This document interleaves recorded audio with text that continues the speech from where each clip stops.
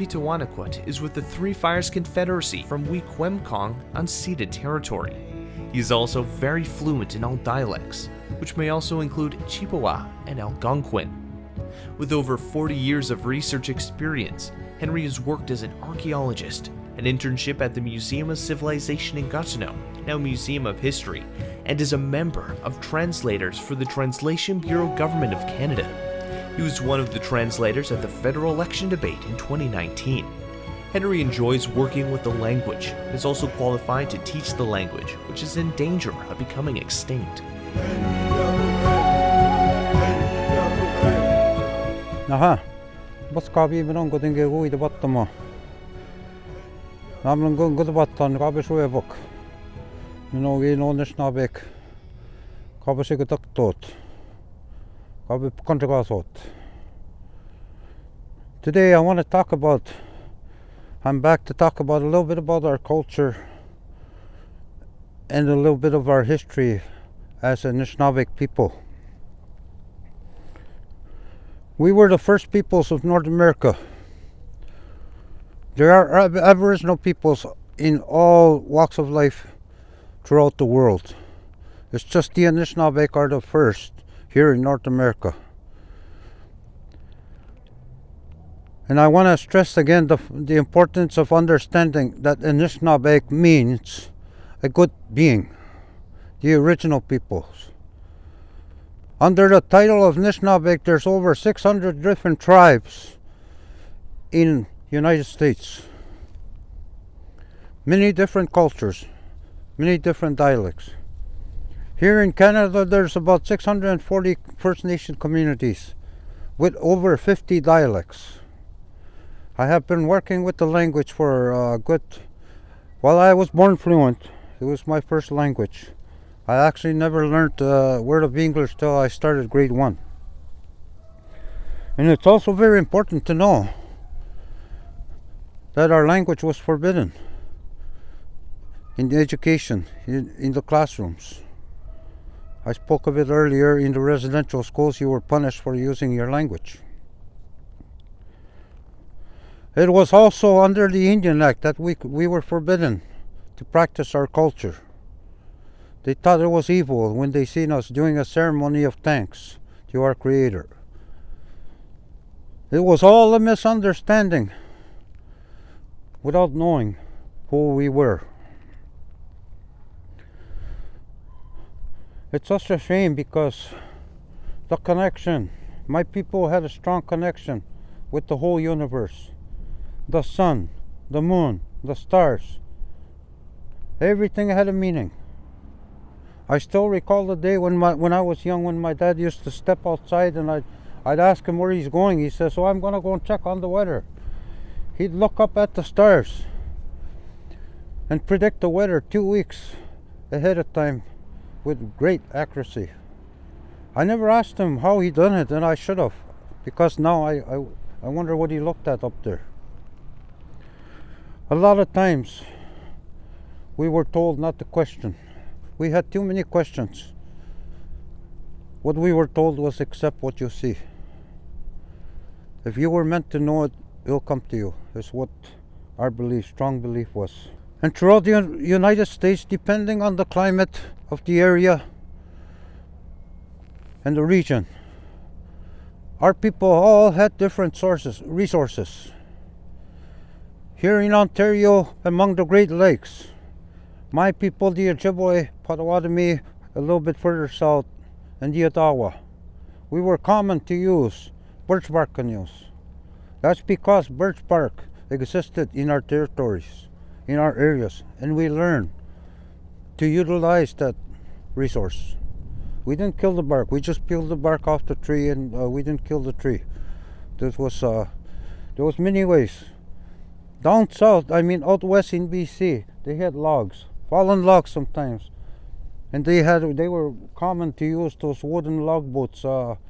They cleaned out those fallen logs and they made great canoes type boats that floated really well.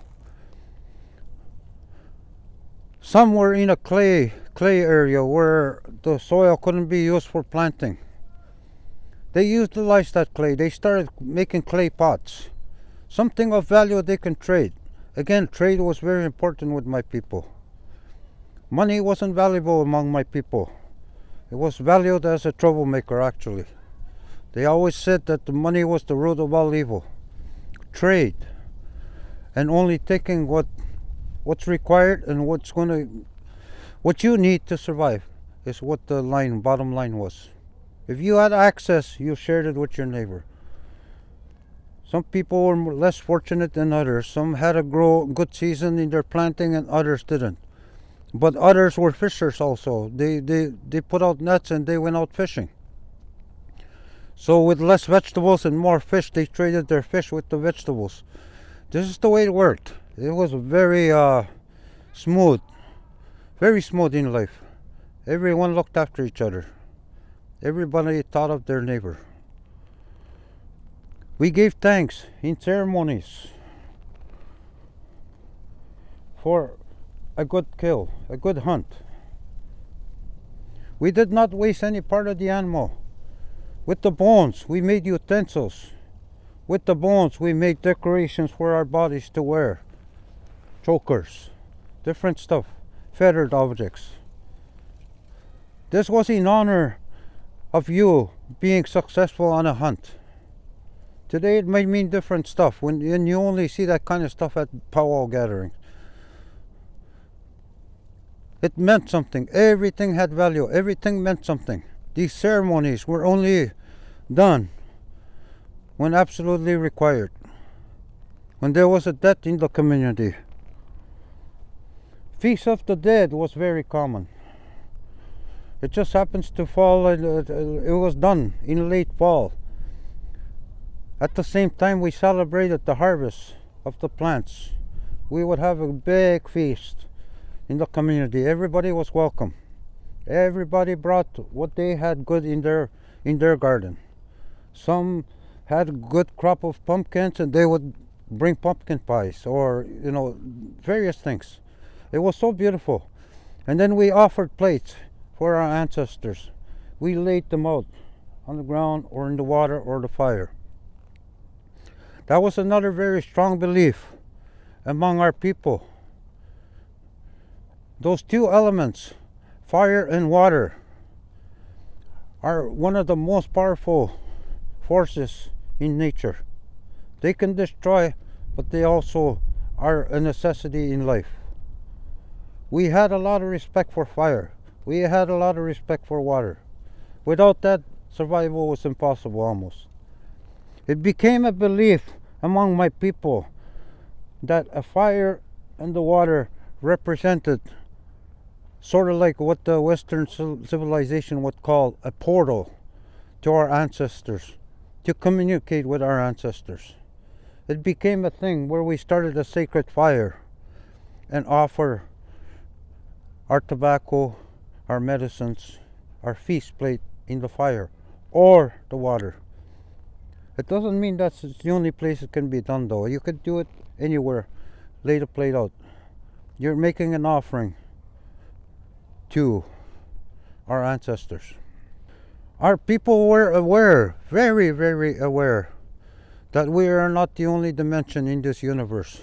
There's other dimensions. There's a spirit world. We are often sometimes reminded by being haunted by a previous life or something that's going to happen in the future.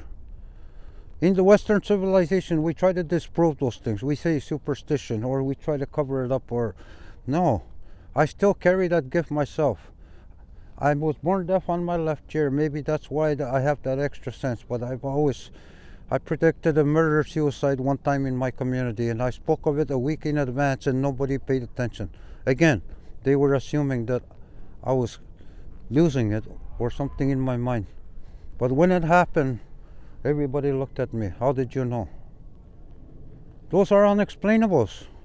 I don't need to stand here all day and trying to explain to you what I felt. It was something. It's a gift that I don't need to explain. I just have to accept it. It's there, and I accept that gift. Sometimes it's inconvenient.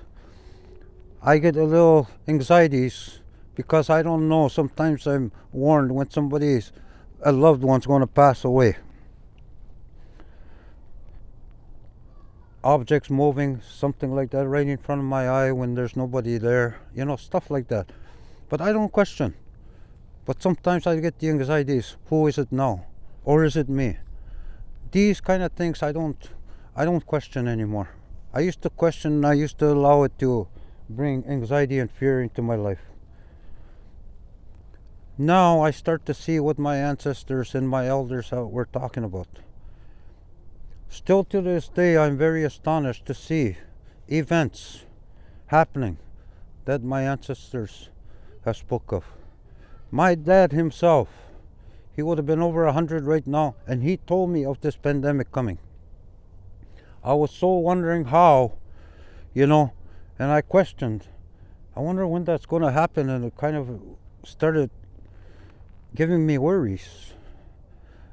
And I was starting to question and question. But that's not what I was taught. It was only creating anxieties and uncomfort in my own life with questions like that.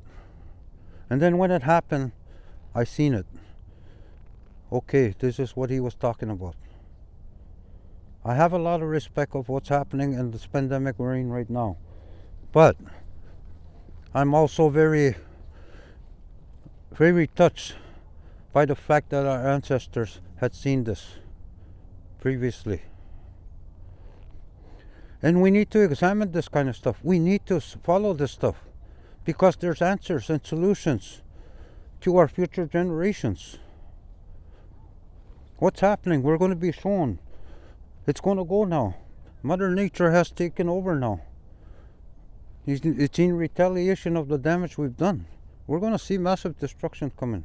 It's going to be a lot of stuff, not to create any, anxieties or anything. But the time difference is also very different.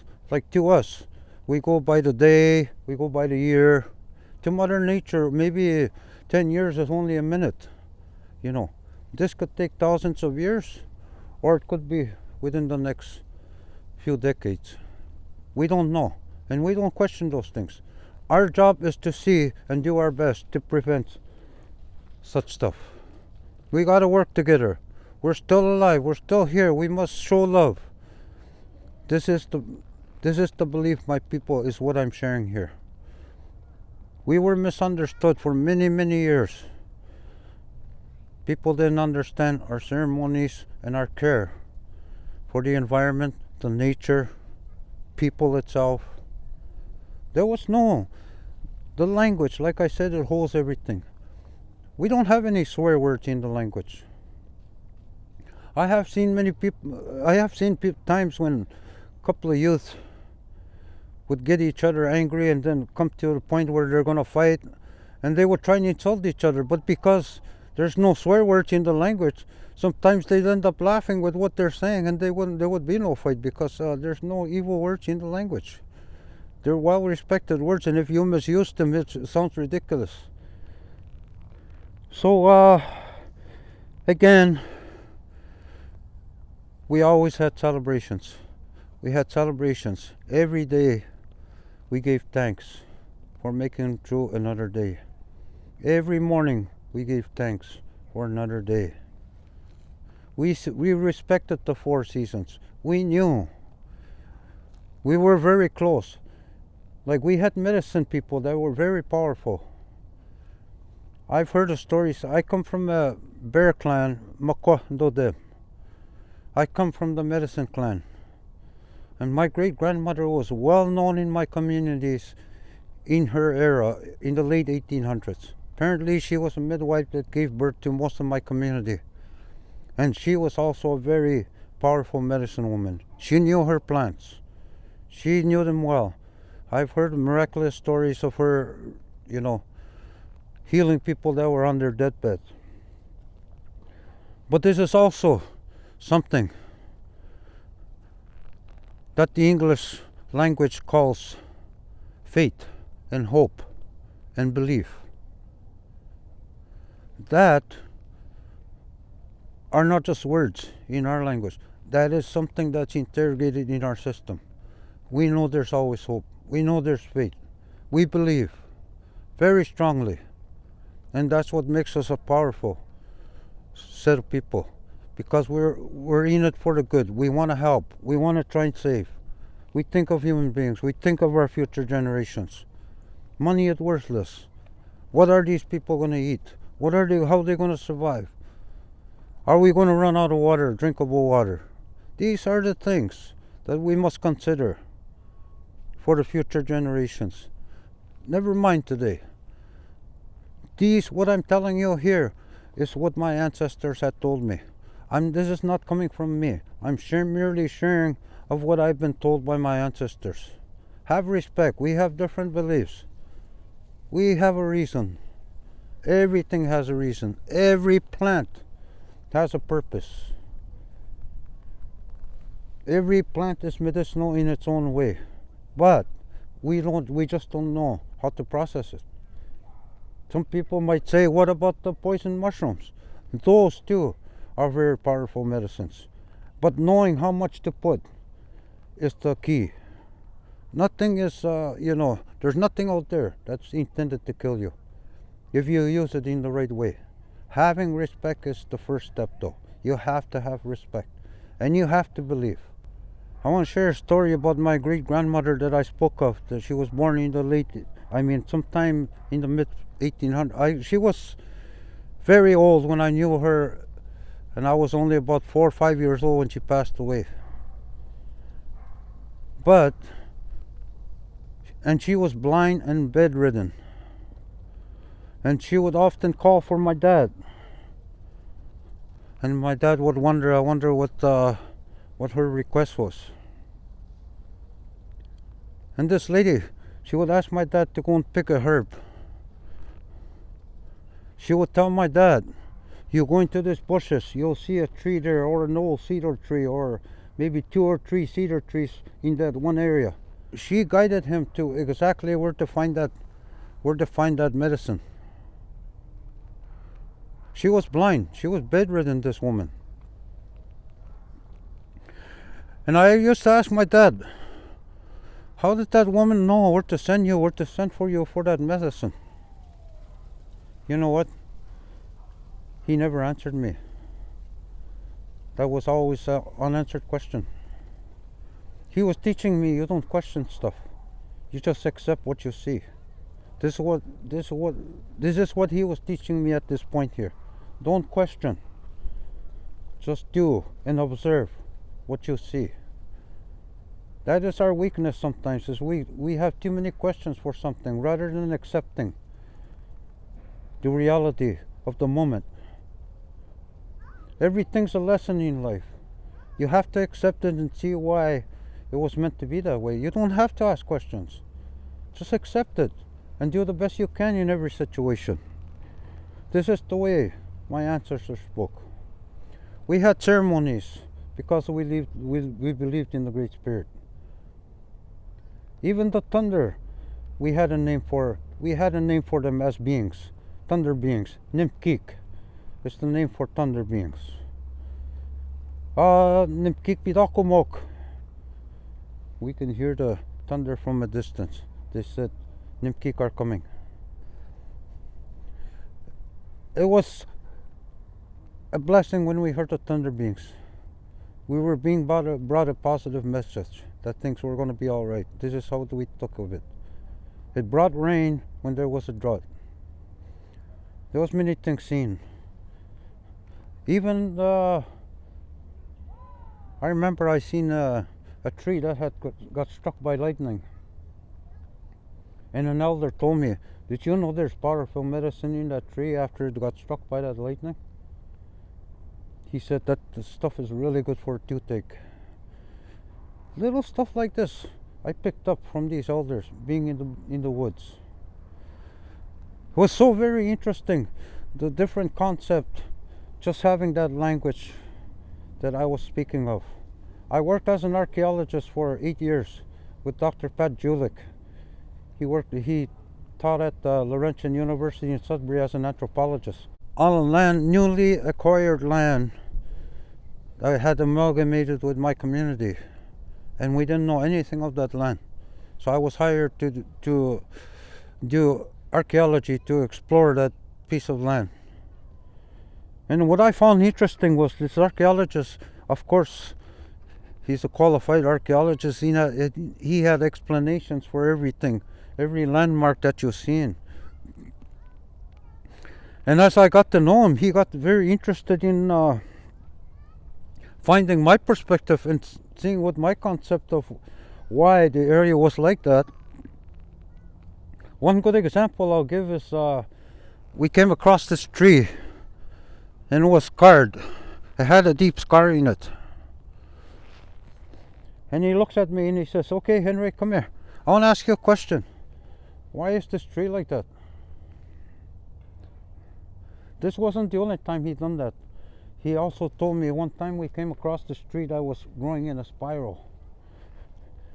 And then he mentioned about that tree that we seen in a spiral also at the same time as this. He says, "Henry, give me your explanation on these." And I told him, "Pat," I said, "there was probably an old trail here at one time," I said. And my people, how they made trails and how they found out exactly is not to get lost anywhere, is they grabbed the branch and they twisted it a little bit. They didn't break it, they just twisted it like that. Little cedar trees or little things, they twisted. And eventually in time that tree grew like that in a spiral as it was twisted. And then he asked me about that scarred tree. And I told him, I said, I was once with my dad. Even them, I said, they were trail markers, I said. They were sometimes used as trail markers, I said. But the wood was never wasted, I told him. And then I told him a story. One time we were out on the lake, my dad and I, and we didn't have no mortar back then. We only had paddles. And the wind came in just out of nowhere, and it got really wavy and weird. And he was struggling. He actually broke one pedal in that struggle. And then he only had one pedal, and the only thing we could do is try and make it to shore. This was a very, very dangerous situation we were at over there.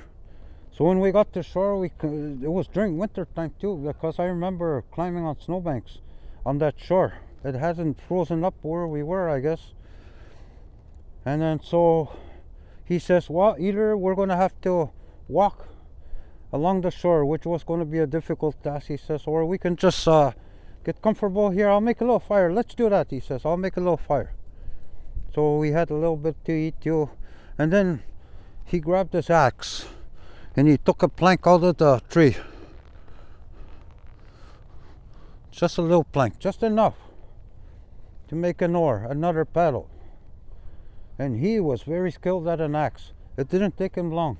While we were having our little lunch there and made a little tea, he made that little paddle. That was enough. That was enough to use. We got back on our boat, we made it. It would have been a rough trek through that shore that time. But we made it. And then on our way back, as we were paddling back, we met a boat that was coming to look for us. They knew we were in trouble somewhere. But that was very interesting. So I told him about that. And then he says, right on, he says to me, he says, those are called CMTs, culturally modified trees, he says. So, it was just a concept and the difference in the way, I knew what these things were. And they don't think we knew, they never listened to us. But he listened to me when we spoke of a lot of things out there. And he had a different perspective, and he was really amazed. Qualified archaeologist to be amazed of what I told him, And I never went to school for any of this. It was general knowledge passed on from my ancestors that I knew of. And that's the way it is with our culture. It's lack of understanding. It's the same way with other cultures. We don't understand them. We have to take the time to understand them. They have many relevant points that we don't see. They have a different perspective in life, different perspective on everything. Concepts are different.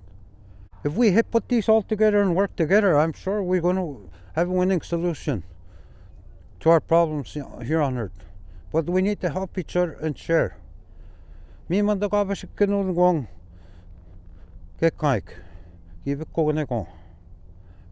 Unceded was very common in my day. Our elders telling us, help each other. When you see somebody in the city, help each other. Help, help, help, all the time, share. It was always instilled. It's something that's ingrained in us to do. It was not through the education system we were taught these things. It was through respect, through our culture and everything. So if you take the time to understand a lot of different concepts and perspectives of the Native people, you would see that we were superior in our ways, even the spiritual ways. Oh my goodness, today, you see so many different religions. And my people said, there's only one Creator, there's only one God. We might have different beliefs and we might have different practices, but there's only one God. So do not disrespect anybody else's beliefs.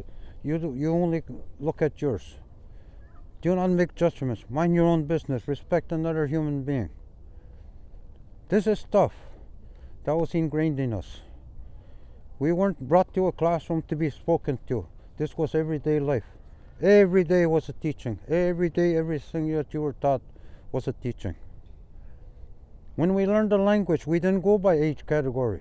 We didn't say, okay, you're too young to sit among these elders to listen. No. They were happy when you came and sat there, so you could learn. We accepted that. And even the classroom setting. I don't like the classroom setting. I like to teach the language, and I'd like to teach it out here, where you get this fresh air. You learn more, you open up your mind, you see the nature, open up your mind. It's really beautiful. Nature is beautiful, everything is respectful. This is the ways of my people. And with that, I'll leave that for now, and I wish you all the best the rest of the day. Miigwech.